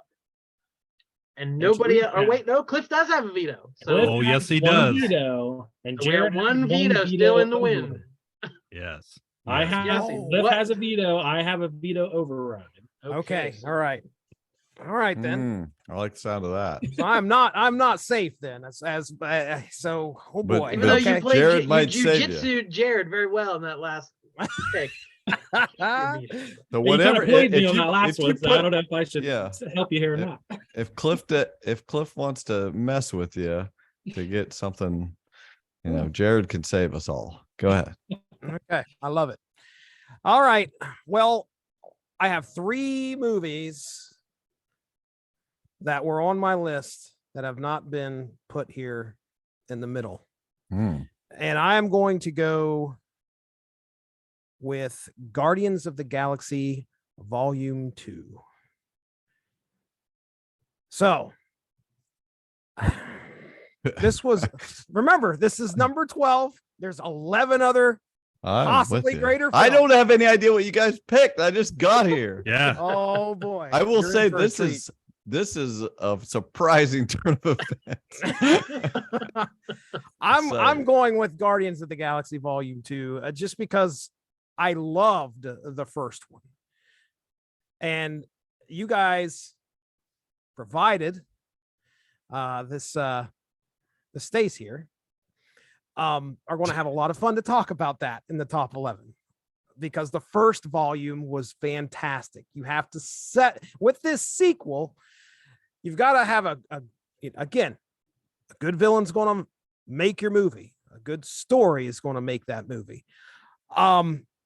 There was a lot of, daddy issues that were worked through here in this film, and it was very compelling. Who is Peter Quill's father, and what we learn about the relationship with his actual dad versus the relationship with his father figure, which of course was Yondu. So there was a lot of great moments in this movie.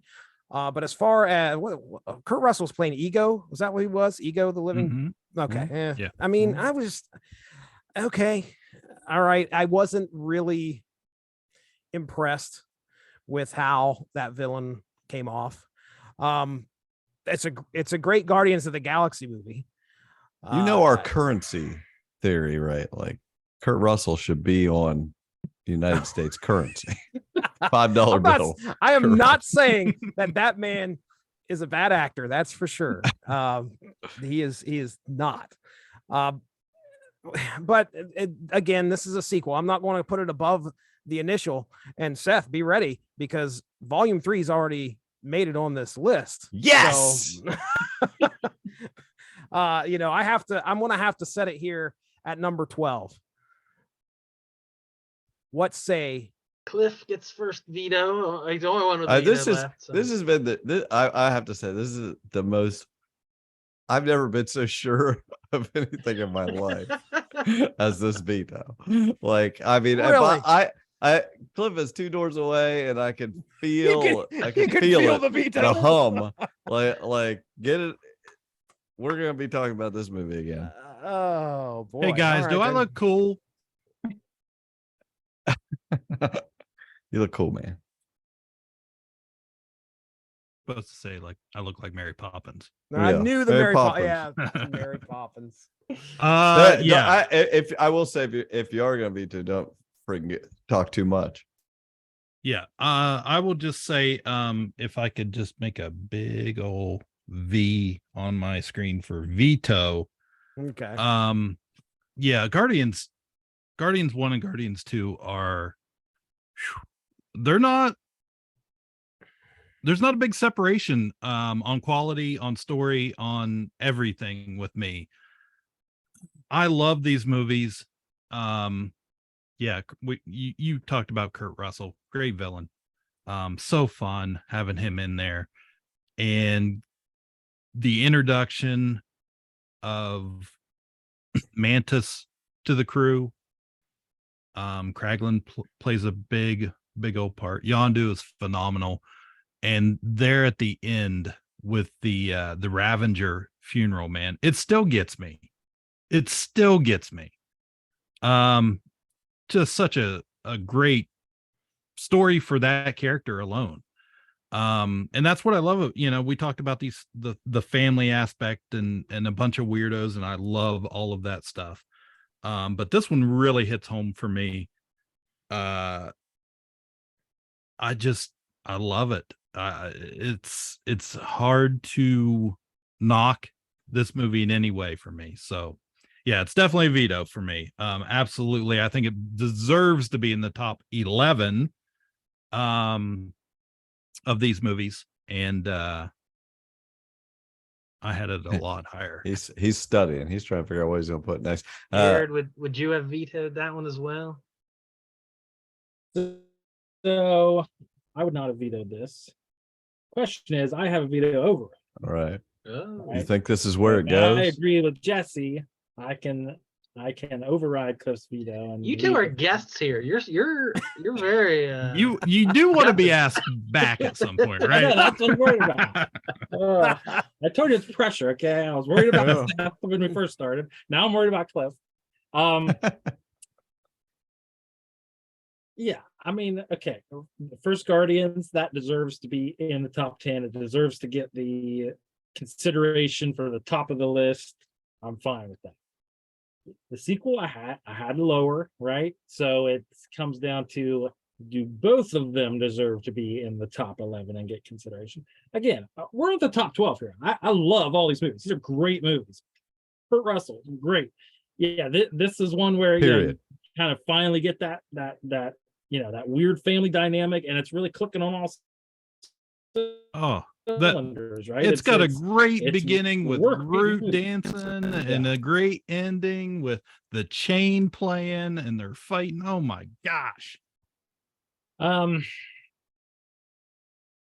Here's the question. You should have killed my mom and stole my Walkman. Exactly. So if I veto this, then Jesse's got to put something else there, and it could be something that got a lot higher. It's already it's vetoed. He still has to do that. Either way. All you have to do is make a decision. Unless you use that override. Please. That's true. Yeah, he can stop that. He can put the brakes on here. Yeah, I can say it's on the list and we're done. With my power. He's power's going to your head. He's wallering around in the power. Yeah, I think I feel like I've already disappointed Seth with this list. I might as well disappoint Cliff too. Oh, I'm going to use my veto. What? Oh my God. Okay, well, I had volume 2 and number 15 on my list, right? So it's on at 12. I cannot in good conscience. I remember you saying something last time that made me think you didn't like this movie as much as we did. And I was like, I don't remember what I said. Yeah, I mean, it's at 12. It's top 12. That's great. That's we love it. That means we love it. Cut his mic, Cliff. Cut his mic. Yeah. I'll make that up. I'm gonna override and we'll leave it there and we'll let the anticlimactic. We thought we had another pick coming, but no, that's where we're stuck. Wow.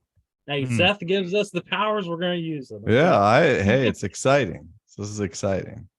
I have to chime in though that if this is our last hurrah for Guardians of the Galaxy 2, I'm a Cliff. This is not. It is below Guardians for me, but not by much. Like this really rings with me. Like when the chain starts playing, I mean, that's one of the big moments in this whole saga. Like I love that. And again, just from beginning to end, it's good. There's a little bit in there in the middle that is the reason it's a lesser movie, but this ragtag group, getting emotional. This is a tearjerker movie with a great villain. Mm-hmm. And I'm gonna miss it. I would have had this. I do have this in my top 10. So, but I'm fine with the consensus. If we got a couple Ka-Pow people, we got a couple Jessies, literal the Jesse and a Jesse, saying it needs to be here. I'm fine with that. And I have a very similar reaction. When you look at the list all together, I'm waiting. I can't wait till this recap. I'm on the edge of my seat waiting for the recap. I think it'll look good. If I suddenly hear what's left, it's a bunch of crap. I think you're going to be pleasantly surprised. I do too. But I'm just Guardians. I said was in the same place as Ant-Man, where my memory from seeing these years ago was that 1 was amazing, 2 was lesser, but I still liked it.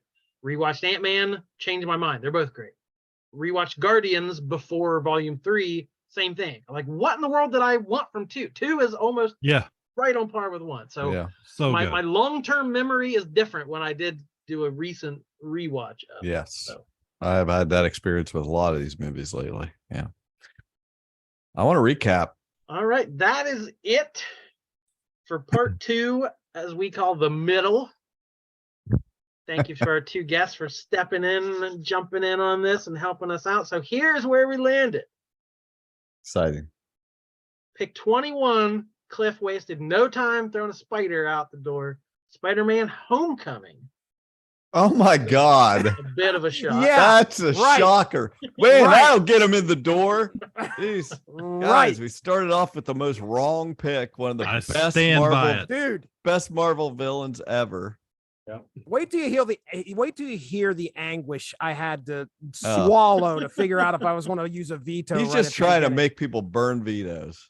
I hope. Should have he used was, it, he was Jesse. smart to use it in that slot because we felt like there wasn't much point vetoing it. He had too many other chances. These But guys yeah, have learned how to we be were a little disappointed. ruthless, Seth. You'll be proud of them, how ruthless Nice. they were. Oh, I had no doubt. That's why I picked him. That's why I puppeteered this whole thing. I heard Jared say, I like cat punching things. I was like, I like the cut of your jib. All right, so Cliff had the second pick as well and went with Doctor Strange. Wait. So you're telling me Yeah. Yep. nobody vetoed Homecoming? No, No. because We couldn't. He had Because- 20. He had 21 and 20 right yes, back. Cliff back had the to first back. two picks, so they were afraid if they vetoed it immediately, he would just throw it right back on the list and waste their veto. Cliff mysteriously dies in his sleep tonight. That's a huge mistake. Go on. Hate All right, it. so yes, Spider-Man: Homecoming off the list. Cliff's a dummy. 20, Go ahead. Doctor Strange and the Multiverse of Madness, which just barely escaped the bottom third. That's so all I wanted. makes sense. All right, with pick 19, Jared said Guardians of the Galaxy Volume 3, Nice. and there wasn't a lot of argument, I don't think. Good. Pick 18, we're to Jesse, and he said Iron Man 3, Yeah. because he is with Jared. He ranks 2 above 3, so he had no problem getting Iron Man 3 Right. off the list. 17, Black Widow, because we Okay. talked about the odds that were stacked against it of when it came out during the pandemic after the character was dead. So Yeah. what Good- chance did this good movie flick. ever have? Good flick. And then we hit the top half of our list with 16. Cliff said Avengers Age of Ultron. Yeah, that's good. Good placement. 15, Jared had Ant-Man and the Wasp. Yeah. You guys are nailing it so far, except for that one major faux pas. And then at 14, I think Jared's a Spider fan, but he had to do Spider-Man Far From Home Yeah. because he agreed with me that one, That's the Homecoming, weakest. should have been above that one. Oh, We'd already that way, ship had way sailed. above. Way above. Way above. All right, so that was his last pick. That was Jared's last pick, Spider-Man Far From Home. And then we get the Cliff's last pick at 13. He tries to get all the Spider-Man out and says Spider-Man No Way Home, which Jesse vetoed. Jesse's a spider guy. He's a Yeah. multiverse guy. Oh, yeah. He was all over that. He said, no way, Cliff. So Cliff says, all right, for the first time ever, a Captain America movie makes the list. He says Captain America, takes a breath, and then says Civil War. Mhm. And we our jaws dropped. Jared said, are you crazy? Get that out of here. So Jared Get vetoed out of that here. one. Get out of here with that trash. So for his third pick in that slot, Cliff went with Captain America First Avenger, that we all reluctantly agreed was the weakest of the three Caps. Yeah. So we let him have it. And then with the last pick, Jesse says Guardians Volume 2. Cliff says, I will destroy you, no way. Jared says, yes way. And puts it back on the list in a shocking twist, leaving only one Guardians movie left to talk about next time. Well, all in all, I think my list is totally intact, except I would have No Way Home, one of the last ones out, and Homecoming making it up here into this top 11. So, And if you didn't notice, what? no mention of Ragnarok. Oh no! Right. Of And I will- course, these I will freaking tell you. psychopaths. I will tell you that was what I came in here to make sure made it into the top 11. Yeah. And I didn't have to worry about any of these guys talking about it at all. Thank goodness I Yeah. didn't have to waste a video to get that up there. But Well, good luck, buddy. You better like it. Ain't gonna make top 10.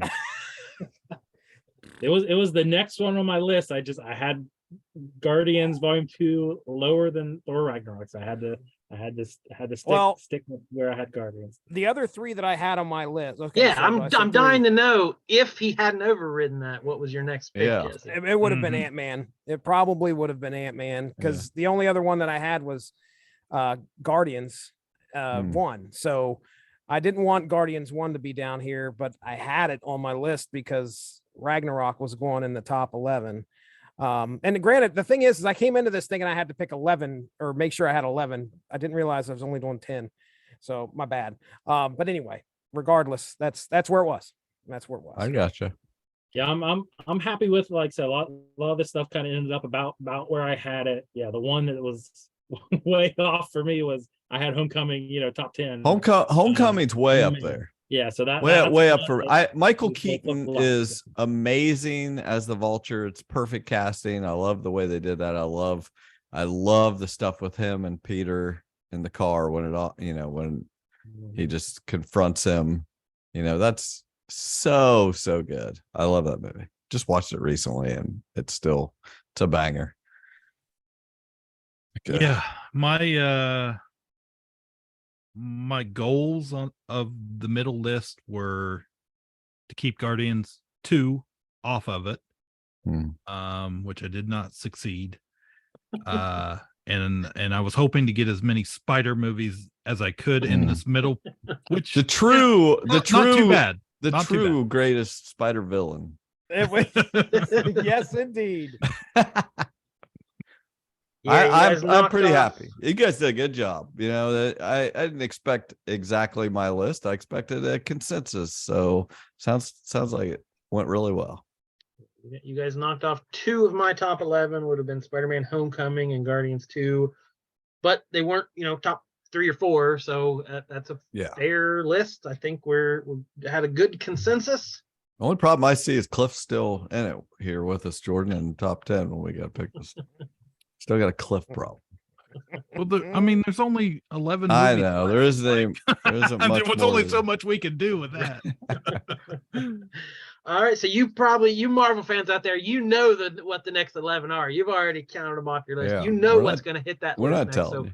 But you don't know what order they're going to be in. It could be anything. We might throw crazy wild cards at you. Who knows? So that is it for part 2 of this list. Thank you very much to Jared. Thank you to Jesse. Anybody got it? Plugs, you want to tell us where to find you? I'll step in here. Yeah. Hey, ladies and gentlemen, check out the Source Material Comics podcast. It is out there on your podcatcher, I think is what they call them. Anyway, you could subscribe and listen to me talk about comics. We have the Source Material Comics podcast, which we just get in there and we talk about any storyline we can find out there in the comic world. And then we also have the 90s podcast. We talk about 90s comics, unspoken issues. We got all sorts of, I think we're coming up on our 90th episode pretty soon. But just recently, I think we talked, it's recorded, Punisher Pariah, which happened in the Punisher War Journal series. And it was a lot of fun. Almost got Stephen Grant on, but we decided not to. Other than that, that's where I'm at. Well, I listened to, I think what the most recent Source Material, and I loved. Jesse said he could not fathom why someone in this comic called, it was Namor, right? Yeah, they called Namor Cookie Cutter Head. And he was just like, I don't understand this. Somebody tell me what the cookie cutter is. Then he proceeds to call this other guy coffee mug head. Erisham, the which is clearly a coffee mug. Somebody looked at their coffee mug and made that guy. And I was like, and you don't know why they're calling Namor cookie cutter? I can't figure it out. I made a whole diagram and sent it to him today. I'll send them to you guys here in a second. But I was like, here, I'll clear this up for you. So it was fun, but I will say that I listened to that and I had to stop everything else I was doing to concentrate. I had to pick, because you went through the whole annual stuff. I was like, I want to make sure I'm catching all of this. So I just had to stop, and I was just standing there listening to it. It was very heavily detailed. I'm glad you enjoyed it, and thank you very much for listening. I appreciate it very much. It's good stuff. I don't have anything to plug. This will probably be my last appearance on Ka-Pow. Good knowing you, Jared. The fans will no longer be known as Jesse. So Now, I actually had the thought you guys should come back for the next episode, even if you're not voting. You could throw in your. Oh, I opinions would and love stuff. to listen for sure. Yeah, that'd be fun. So you open invitation for the third part of this countdown to Jesse and to Jared and to you out there in KPP land. Come back. You might know what movies are on the list, but you don't know what we have to say about them, and I'm sure it'll be plenty. Until then, my name is Jordan Lowe. I'm Cliff Barnes. I'm Seth. That's Jesse. That's Jared. Bye forever. Ka-Pow, the pop cultured podcast, is intended for entertainment and information purposes only. Sounds, music, and clips played during the podcast are property of copyright holders. All original content is property of www.udownwithkpp.com. If you enjoyed this podcast, please subscribe and leave a comment. Ka-Pow, the pop cultured podcast, can be found on Apple Podcasts, Google Podcasts, Podbean, Spotify, and wherever podcasts can be found. You can connect with us through social media on Facebook, YouTube, at the Ka-Pow Podcast on Twitter, or email the show, Ka-Pow, the pop cultured podcast @gmail.com. If you really want to go the extra mile, join our Patreon at patreon.com/udownwithkpp for special content and access to Patreon-only benefits. We are grateful for anyone who chooses to contribute, but please know that most of our content will remain free. So please continue to like, comment, and share.